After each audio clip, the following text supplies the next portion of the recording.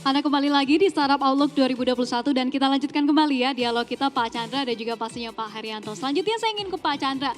Pak Chandra, kalau kita lihat success rate daripada startup kita ini kan tidak tinggi ya, angkanya hanya di kisaran 5%. Dalam kata lain 95% dari startup yang ada di negara kita ini gagal atau failed. Nah, apa sih yang menjadi faktor-faktor dari sukses atau tidak suksesnya para startup ini? Sebenarnya kalau success rate dari startup itu memang pasti sangat kecil ya. Kenapa? Karena banyak startup itu dimulai tanpa perencanaan yang baik. Jadi dari awal konseptual bikin startup itu lebih ke hype ya, hype jadi senang, jadi melihat bahwa ini latest trend nih anak-anak muda jadinya berlomba-lomba bikin startup. Jadi permasalahan itu sudah terjadi dari pertama sebenarnya tidak ada masalah terus mencoba bikin startup untuk sesuatu yang tidak bermasalah. Jadi startup itu mestinya didirikan untuk men-solve problem yang ada. Jadi kalau tidak ada masalah, jangan dibikin menjadi digital atau startup dan sebagainya. Ini dipaksakan. Jadi dari konseptual aja itu udah jadi masalah. Itu data nomor satu. Nomor dua, biasanya kejadian adalah industrinya tidak terlalu bagus. Jadi ini tidak ada beda dengan dunia bisnis. Artinya kalau misalnya industri yang tidak bagus, lagi tidak bagus tren bisnisnya, kemudian kita bikin bisnis di situ ya pasti tidak berhasil kan, benar kan? Tapi karena banyak anak-anak muda yang mungkin kurang pengalaman dalam dunia bisnis sehingga tidak bisa melihat bahwa ini industri yang tidak bagus gitu loh. Sehingga membuka startup di industri ini. Jadi terjadi lagi masalah, yaitu tadi industrinya yang kurang potensial. Jadi selain daripada pertama ya yang dimana sebenarnya tidak ada masalah, mereka bikin bisnis di industri yang tidak potensial. Setelah 1 dan 2 bisa jadi masalah ketiga lagi yaitu sumber daya manusianya. Sumber daya manusianya itu bisa terjadi dari startup foundersnya sendiri bahkan. Tidak usah ke karyawan dulu tapi startup founder sendiri.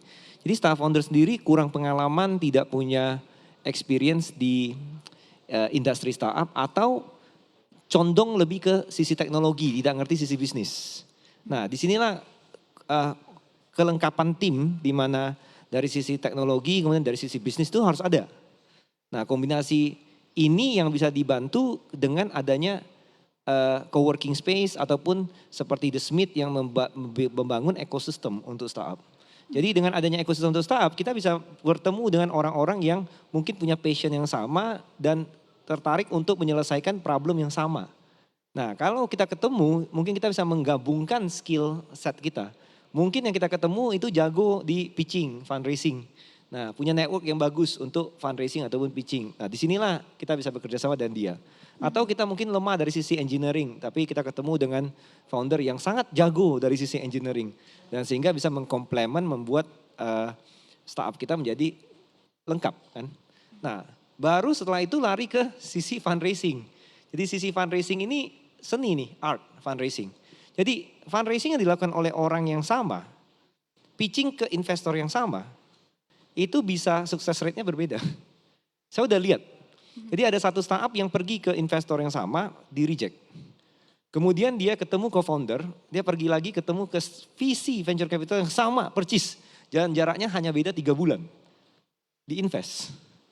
Jadi disinilah yang akan agak susah untuk dari startup founder itu harus mengakui dan mengetahui kelemahannya sendiri. Dari sini setelah mengetahui dan mengakui baru mengadresnya atau menyelesaikannya. Nah jadi kalau melihat dari tadi yang saya jabarkan yaitu dari 1, 2, 3 dan 4. Di sini kan bisa dilihat kan kemungkinan success rate-nya pasti kecil sekali. Ya. Tapi startup founder yang benar-benar udah tahu apa yang ingin dikerjakan, udah punya pengalaman, udah punya skill, udah punya network yang bagus. Mereka udah tahu dan mempersiapkan dari 1, 2, dan 3, dan 4 ini. Sehingga mereka tidak akan ada masalah dan itu yang bisa diciptakan di beberapa startup yang 3 tahun jadi unicorn, 4 tahun jadi unicorn. Kenapa? Karena bukan 3 tahun, 4 tahun atau mereka beruntung, tapi mereka sudah tahu duluan dan mereka untuk bikin startup yang bisa 3 tahun, 4 tahun jadi unicorn, mereka sebenarnya sudah membangun networking yang luar biasa sebelumnya. Nah, sisi networking inilah yang ingin dihadirkan oleh Pak Herianto dan tim Trinity Dynamic, yaitu menciptakan konsep The Smith dan menyiapkan fasilitas-fasilitas untuk networking ini. Ya. Dan ini yang akan paling dibutuhkan sebenarnya oleh startup ekosistem di Indonesia.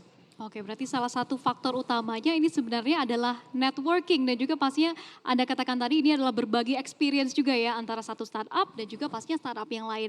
Nah, Pak Benar. Haryanto terkait dengan kalau bisa kita katakan terkait dengan fasilitas dan juga pastinya terkait dengan networking ini so far sudah berapa banyak sih startup yang ada di The Smith ini dan juga upaya untuk semakin lagi menambahkan atau meningkatkan networking ini apa saja nih, Pak? Iya, jadi menyambung tadi Pak Chandra, bahwa kebanyakan kan startup ini kan anak muda ya.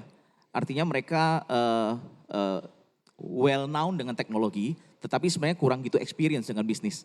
Jadi mereka try to solve the business problem, ya, tapi kurang experience. Nah, kebanyakan dari mereka sebenarnya kalau kita lihat mereka itu butuh input, butuh pembelajaran, butuh wawasan, butuh untuk membuat mereka punya view itu lebih luas.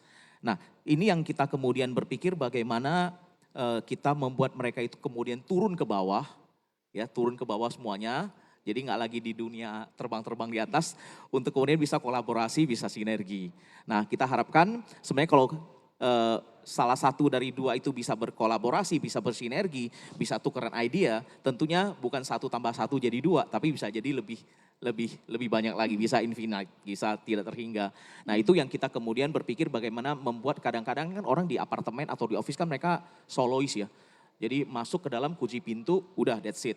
Nah, kita berpikir bagaimana kemudian semuanya bisa turun ke bawah. Maka itu kami siapkan banyak, ada 3 lantai fasilitas yang kami dedicated untuk mereka itu turun ke bawah, ya, untuk kemudian bisa sama-sama berkolaborasi di coworking space, di auditorium kami, di business center, ya, terus event-event yang diadakan baik online maupun offline. Nah, untuk startupnya sendiri kita punya 80% market kami yang beli di sini adalah milenial, 80%, ya. Ada juga beberapa yang mungkin menginvestasikan untuk anaknya ya, ataupun untuk future investor, ya. Jadi mereka-mereka yang untuk beli untuk nanti mungkin dipakai untuk anak ataupun mungkin keluarganya. Karena kita tahu bahwa di Alam Sutera ini ada banyak sekali universitas yang sering ekspansi ke daerah Jakarta yang sudah tidak muat untuk ekspansi ke daerah Serpong. Alam Sutera ini ada BINUS, ada UPH, ada Prastia Mulia dan sebagainya. Dan jadi kalau Bapak Ibu datang ke area sini Alam Sutera, Bapak Ibu main ke mall ya, ke BSD, itu kebanyakan youngster, ya, anak-anak muda. Nah, disitulah kita melihat bahwa bagaimana mereka kita kumpulkan di ekosistem The Smith ini. Oke, nah kalau kita berbicara terkait dengan startup, ini kan juga pasti butuh yang namanya bimbingan ya daripada orang yang lebih punya banyak networking, banyak skills. Lantas apakah The Smith ini juga memberikan bimbingan karena sudah ada Indogen juga begitu ya di sini? Apakah memberikan bimbingan juga nih kepada para startup-startup yang ngumpul di sini? Yang pastinya gak bisa Indogen sendiri aja. Jadi makanya kita juga ajakin teman-teman venture capital lainnya ya. Jadi kita juga ajak Salt Ventures ya, yang memang konsentrasinya ke startup yang lebih early stage development juga. Ya, jadi kita coba menciptakan ekosistem juga. Karena kalau Indogen ini kita bisa investnya lebih yang udah growth stage, yaitu sekitar pre-series A, series A ya.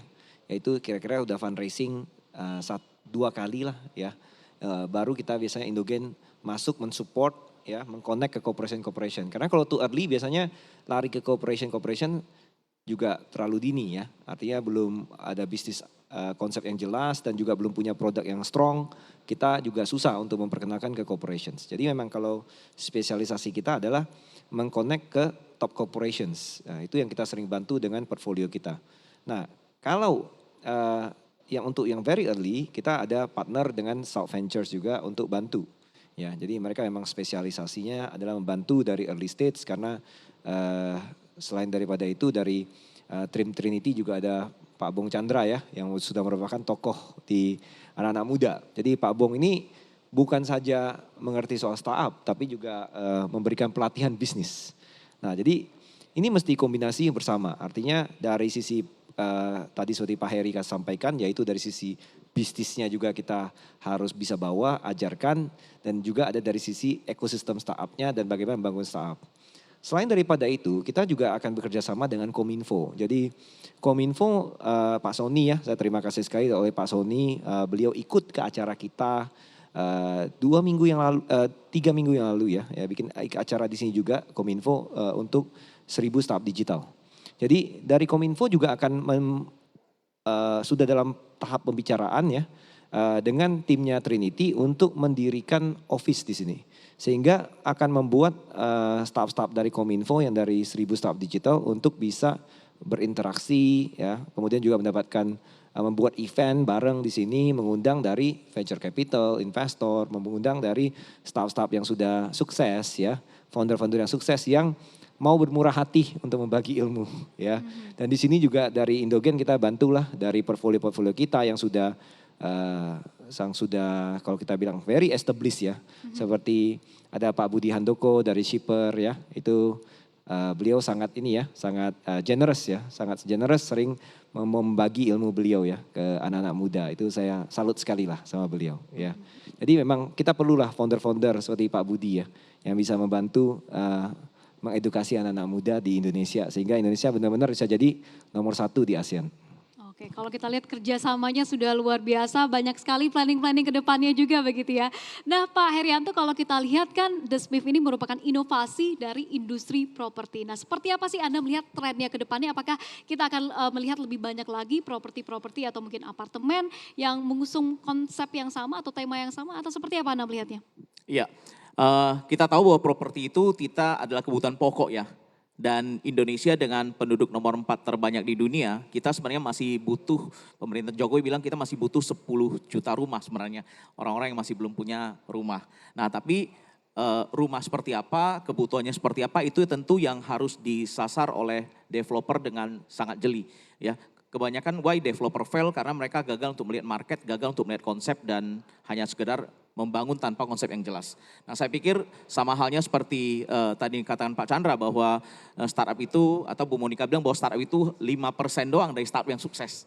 Ya demikian juga developer karena ini permainan gampang-gampang susah. Ya, tapi dengan apa yang diberikan oleh The Smith ini itu bisa menjawab semua tantangan yang ada. Tapi kalau untuk respons pasar sendiri dengan hadirnya The Swift atau bisa kita katakan hunian berkonsep baru ini begitu ya, seperti apa sih animo dan juga pastinya antusiasmenya? Iya, kita tahu bahwa sebenarnya kita punya project ini waktu di awal kita launch itu mendapatkan animo yang luar biasa. Ya, memang 2 tahun terakhir ini kita tahu bahwa dengan COVID ya, apalagi dengan work from home ya, itu membuat banyak sekali orang-orang yang kemudian bekerjanya benar-benar di rumah, tidak terekspos dan kemudian agak membuat industri properti sedikit slow down. Ya, tapi kita percaya setelah COVID ini selesai ya dan ini udah menunjukkan respon yang positif ya. Kita punya COVID udah mulai selesai, saya pikir industri properti akan kembali lagi bergairah. Oke, nah Indogen Capital sebagai penyuntik para startup, saya ingin tahu aja nih kenapa sih berminat akhirnya untuk berinvestasi di properti begitu ya dan juga pastinya dengan mengusung konsep yang baru yang mungkin di awal mungkin belum banyak yang tahu ini sebenarnya konsepnya ini seperti apa? Dari kita sebenarnya mensupport dari ekosistem kan, jadi kita sangat senang sih bisa membantu ya perkembangan startup di Indonesia. Jadi begitu melihat konsepnya The Smith ya dan juga visi dan misi dari Trinity Dynamics, kita very impressed ya bahwa mereka itu menciptakan properti itu punya konsep yang jelas gitu loh dan juga mencoba mengerti apa kebutuhan dari ekosistem startup di Indonesia. Dan disinilah kita membantu, mengadvise, memberikan masukan ya. Dan di sini kita happy untuk mensupport ya. Dan bukan cuma ke Trinity ya, tapi juga kalau ada organisasi lain ya seperti Kominfo, 1.000 Startup Digital, kita juga support gitu loh. Jadi ya saya juga ingin mencoba meluangkan waktu saya kalau ada waktu luang gitu ya untuk bisa mendorong ya majunya ekosistem startup di Indonesia. Jadi dalam hal ini kita merasa sebenarnya lebih terpanggil ya, terpanggil dan kita dengan sangat senang sekali bisa memberikan support ya dan menjelaskan kepada tim Trinity soal apa sih yang dibutuhkan oleh ekosistem startup di Indonesia. Tapi kalau untuk harapan terkait dengan animonya sendiri dengan diluncurkannya The Swift ini seperti apa sih dari Indogen Pak Chandra? Sebenarnya harapan saya pertama di sini kan banyak universitas ya. Jadi kalau banyak universitas pastinya kita akan banyak lulusan-lulusan baru ya. Dan kalau dilihat tadi kan saya sudah memproyeksikan di 2023 Indonesia harusnya jadi rajanya ASEAN. Terutama untuk bidang berbasis teknologi startups. Nah pada saat itu semua perusahaan raksasa itu dari startups itu sudah akan expand dan akan mendirikan kantor di Indonesia. Jadi pasti mereka akan mendirikan kantor di semua tempat kan. Jadi bahkan kalau kita lihat seperti Tokopedia misalnya contohnya, mereka akan membagi-bagi kantornya karena ada kantor yang mungkin untuk customer center, ada kantor yang dipakai untuk benar-benar office-nya ya. Jadinya itu akan menjadi tren. Artinya tidak bisa itu kita cuma punya satu office ya. Karena mereka jadi perusahaan begitu besar dengan begitu banyak karyawan ya. Dan ini akan kalau kita lihat Indonesia itu setidaknya akan punya mungkin di 2023 itu 20 unicorns ya. Nah, kalau Centaur mungkin atau perusahaan berbasis 100 juta dan ke atas itu mungkin ada 100. Nah kalau 100 dan 20 unicorns ini semuanya butuh office ya. Ini di mana nih untuk office-nya akan di lokasi-lokasinya. Nah salah satunya yang akan jadi prime adalah Alam Sutera. Kenapa? Karena adanya talent pools yaitu universitas-universitas tersebut. Nah jadi apabila mereka ingin mendirikan office di The Smith misalnya ataupun juga di tempat-tempat sekitar di Alam Sutera ini, dari anak-anak muda ini perlu tempat tinggal. Nah perlu tempat tinggal yang kira-kira bisa membuat mereka berinteraksi sehingga bisa lebih bagus lagi nih networkingnya. Sehingga satu hari nanti tiba-tiba dari networking ini tercipta ide, kerjasama, kolaborasi menciptakan startup baru yang jadi the next Centaur atau the next unicorn. Nah jadi harapan saya dengan adanya ekosistem yang tercipta dengan baik, itu akan sangat banyak sekali dan sangat cepat sekali untuk mendorong perkembangan dari ekosistem startups di Indonesia. Ini balik lagi untuk semakin mengembangkan dan juga pastinya memfasilitasi ya para startup yang ada di negara kita. Baik, menarik sekali Pak Chandra dan juga Pak Herianto, tapi kita harus break terlebih dahulu. Dan kami akan kembali usai jeda berikut, tetaplah bersama dengan kami.